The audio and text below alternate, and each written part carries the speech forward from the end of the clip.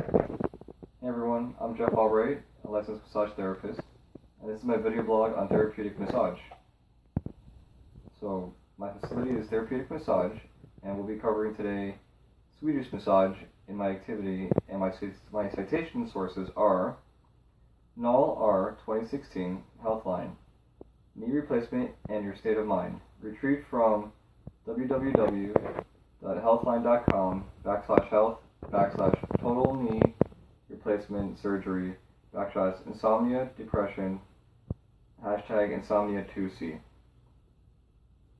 My next source is Porter HR 2015 Recreational Therapy for Specific Diagnosis and Conditions, Immune Claw, Washington, Ideal Arbor Incorporated. And my last source is Salvo SG 2007 Massage Therapy Principles and Practice 3rd Edition, St. Louis, Missouri, Saunders Sleever Incorporated. So, Part C. Massage can be performed just about anywhere at any time. A popular environment is in a spa. The equipment needed in a typical spa is as follows: a massage table with face cradle covering, bolster, one fitted sheet and one flat sheet, soft lighting, relaxing music, a basic oil mixed with an essential oil, and a massage therapist. There are many benefits to a massage, but the general purpose of a massage is to relax and come to a Zen state. In a spa setting, a general health intake form is filled out before the first session. This form includes basic information such as name, date of birth, address, emergency contact, and medical history. This is all so far Part D. So once this is all complete, from a participant's viewpoint, waiting can take place in the spa's amenities if offered. Most spas have flavored natural waters and healthy snacks such as fruits and nuts. There may also be locker room areas in which contains showers, cold pools, jacuzzis, saunas, and steam rooms. Some spas may even offer a pool and beach to wait at. Just make sure you are waiting in the designated area the hostess has pointed out to you when it is about 5 to 10 minutes to your massage. When it is time for the massage therapist will come find you and lead you to your massage therapy room. Here you will be instructed by the therapist of what to do next based off what you express is bothering you from your health intake form. As the therapist exits the room after instructions and advisements, you disrobe to your comfort level and lay in a prone position with your face in the face cradle. A typical session is an hour. The therapist will announce themselves and ask if you are ready. When you are ready, there is nothing left for you to do except relax and listen to any instructions the therapist has for you during the session. At any time, you may request more or less pressure and have the therapist focus more time in a particular troubled spot of the body they are working on. No one really wants the massage to end, but it does come to an end after the hour. The therapist will thank you and leave you for a few minutes to enjoy the immediate effects experience of the massage. The last step is to robe up and thank your massage therapist with a generous tip, optional but recommended.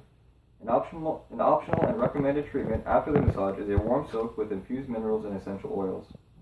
Take note that some spas have you pay in the beginning, some at the end, or split the cost half and half. A gratuity may be added to the bill. It is advised to find out. If it is added and you still wish to give a tip, this is fine also.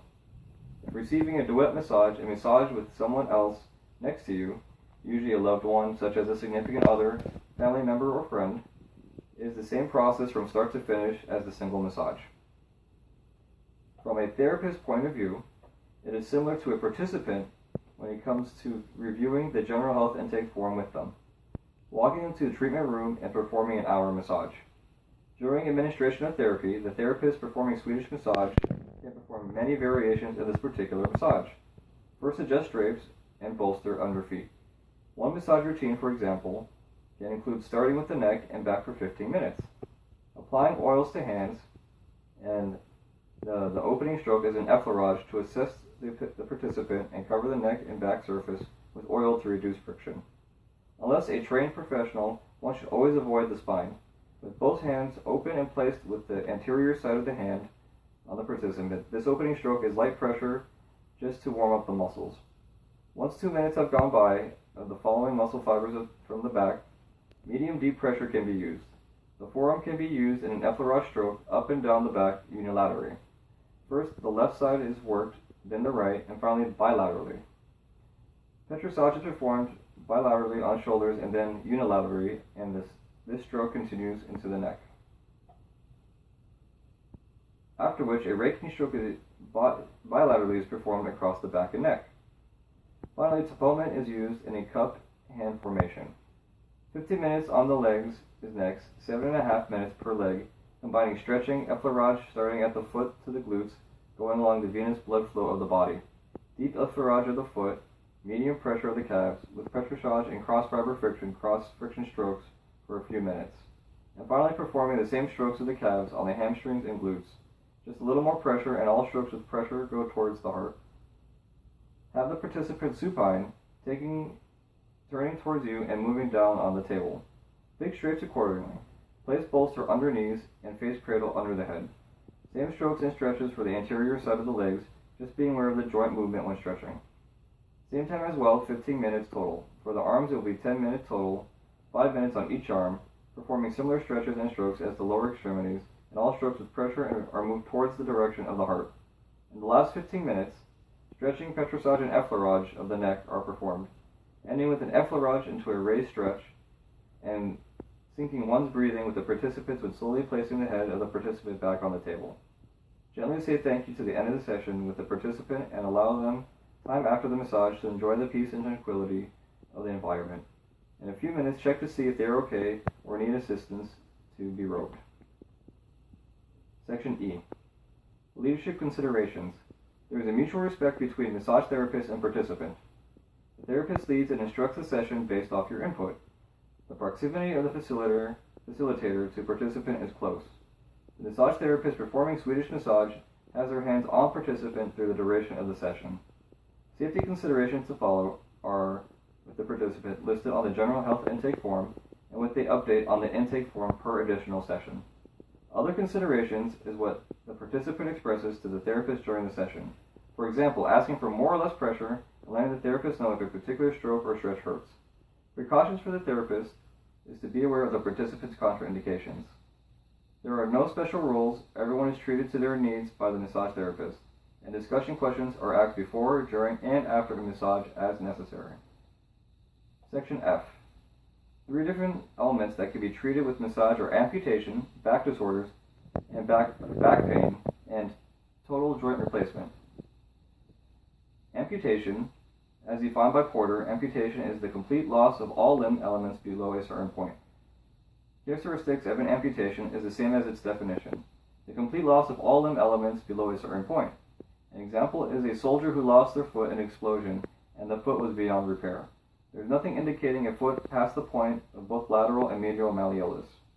Another example is a cancer patient that has lost an arm and the site of removal was below the site of the glenohumeral joint. Amputations for the physical aspect, as stated by Salvo, when dealing with amputations, obtain consent to massage the stump during the informed consent interview. Inquire about the actual surgical procedure. Most clients know about their particular situation.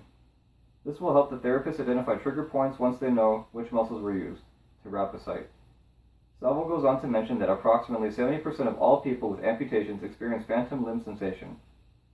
Feeling pain and other sensations in all or part of the amputation limb. The onset of pain occurs generally within the first week, but may occur several months or years after the amputation. Participants in wheelchairs are to be considered when a lower body amputation is involved. Salvo says depending on time factors, reasons for impairment, and ability of the client to undress and transfer to and from the chair, some clients may elect to be massaged in the wheelchair. Place pillows on the table and have the client bend over to rest on them while in the wheelchair. Socially, it is up to the client to have a stump massaged or leave a prosthetic on. Be aware of shaking hands to greet someone with a prosthetic, either upper or lower body. Example would be shaking a prosthetic hand. Do not be displeased, or someone with a lower body extremity and their balance when you shake their hand. Cognitively, relaxation helps quiet the mind, and most of the time induces a sleep-like to an actual sleep state.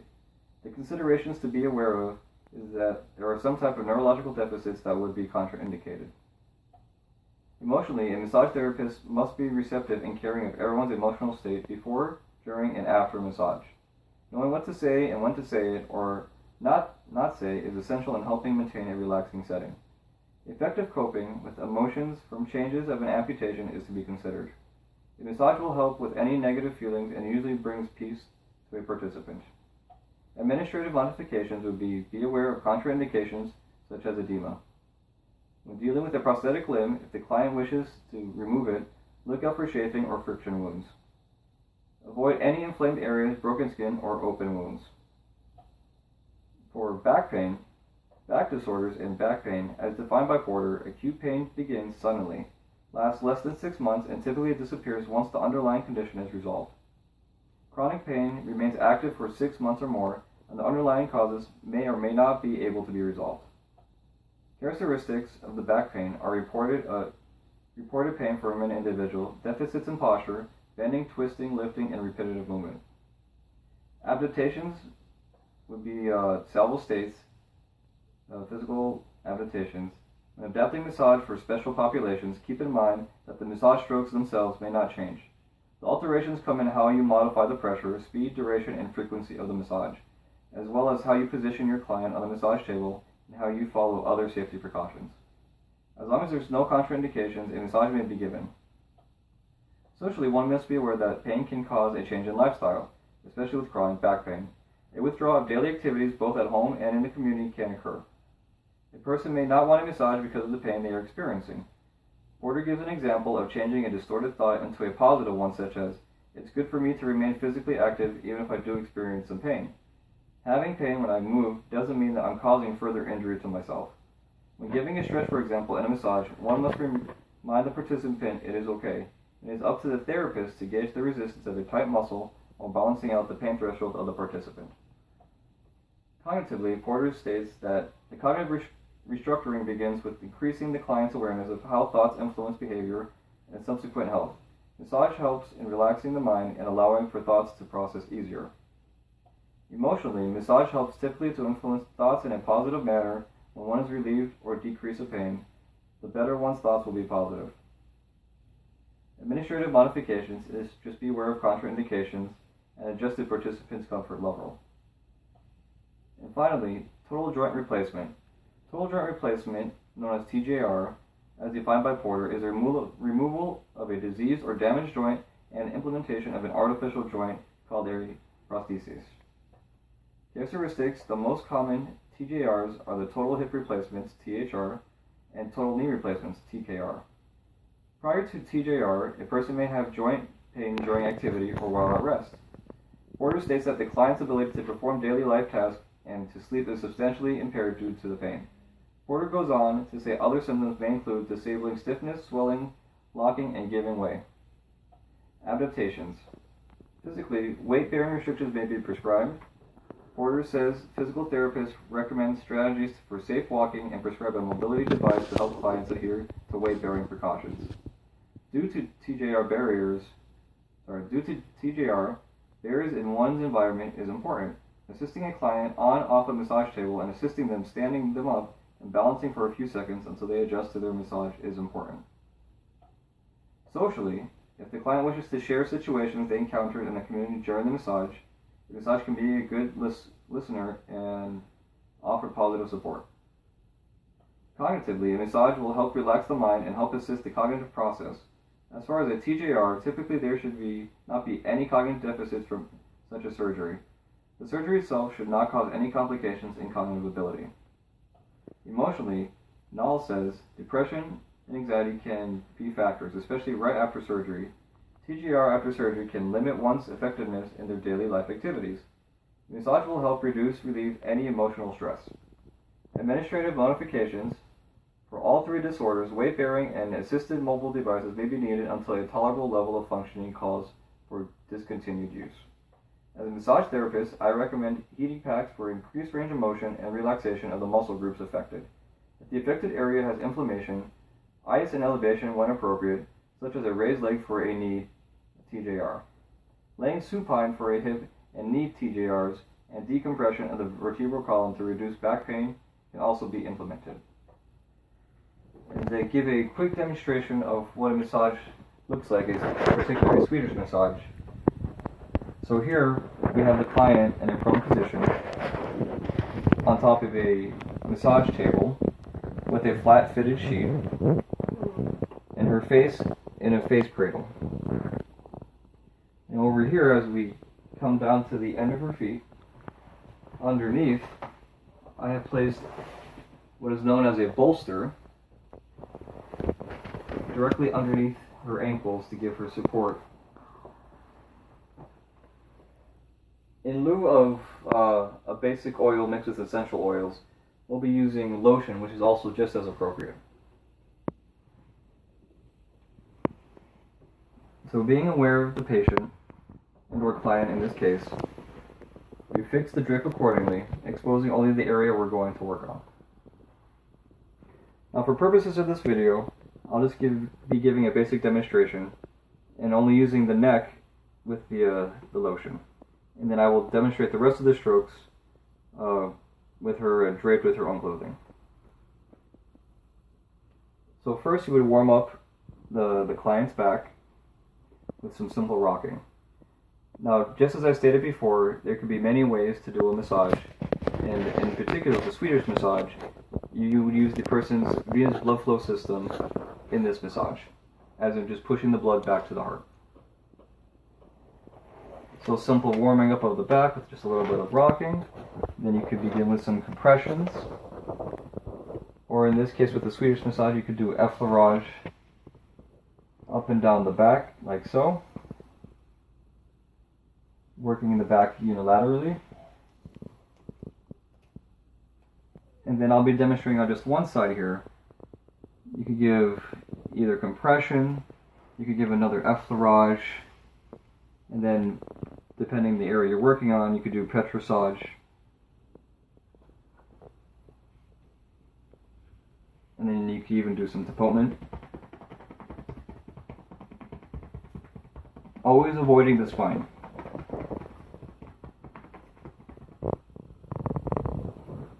And then exposing areas of the skin. If you're doing an effleurage or petrissage, always recommended. A little bit of lotion, basic oil, essential oils. Here we're doing a petrissage of the neck.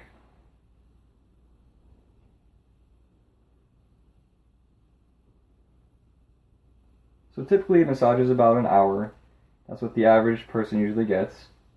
But it can be modified 15 minutes, 30 minutes, 45, hour, whatever the patient feels comfortable with, it can be performed. And finally, you would also end with another effleurage, or in tapotement if you like,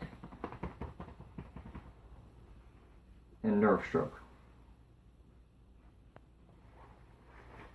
After you're done working the area, you drape it accordingly. And just to give an example of a stretch of the legs,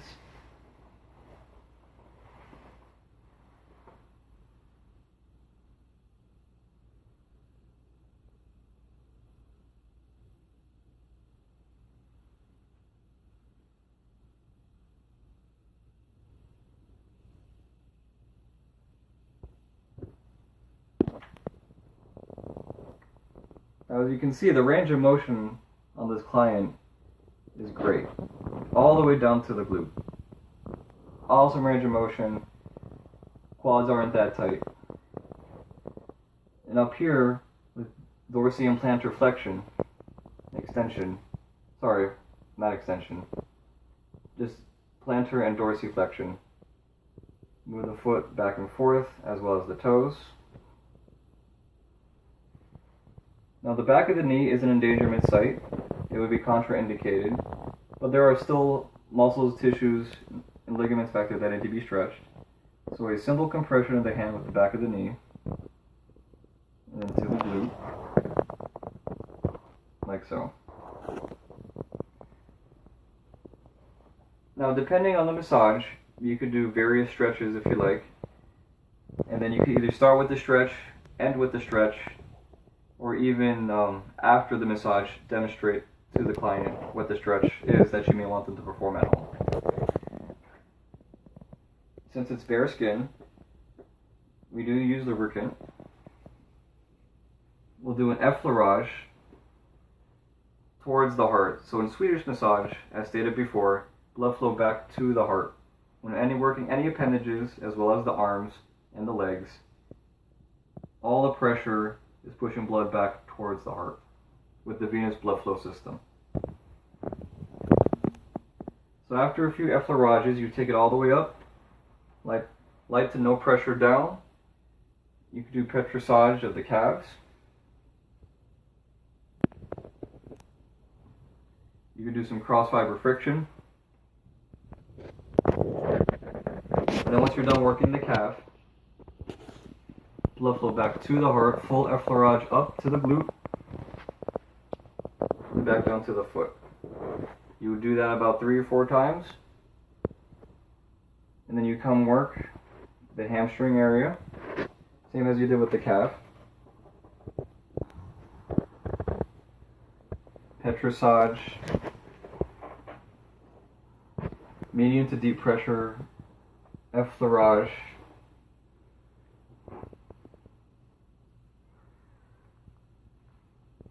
then you can even do the rolling forearm with compression on the glute.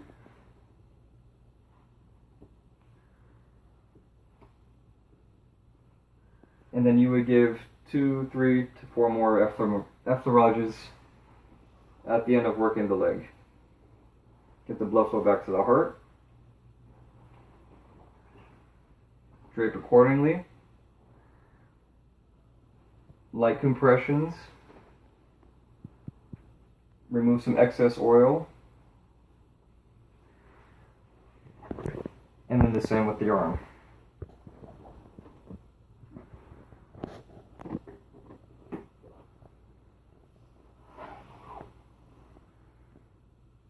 So here with the leg, I did a stretch before, but here I'll demonstrate the massage and then the stretch after.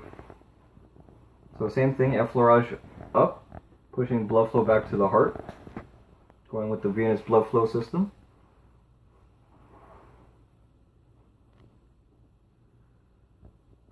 Work the hands. Do some petrissage, some cross fiber friction. All my pressure always going up, watching proper body mechanics.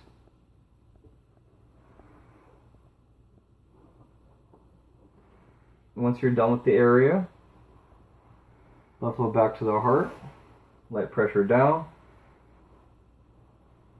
medium to deep pressure up. Work triceps, delts. Now we're working here from a prone position, but this could also be worked from a supine position. And for purposes of this video, this is just an example of what a Swedish massage would look like from a prone position.